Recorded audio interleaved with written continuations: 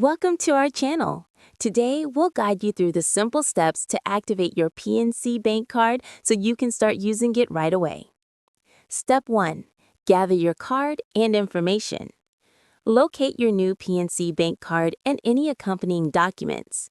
Make sure you have your card, social security number, and personal details ready for verification.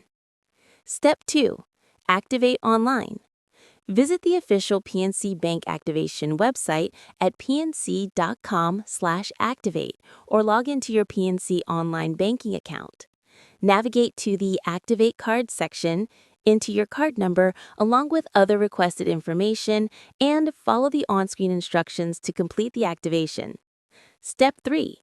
Activate by phone. Alternatively, you can activate your card by calling the number listed on the sticker attached to your card or on the back of your card. Follow the automated prompts and provide your card details and personal information. You may also be asked to set up a PIN if your card supports it. Step 4. Confirmation.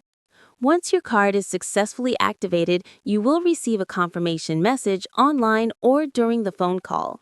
Your PNC Bank card is now ready to use for purchases, ATM withdrawals, and online transactions.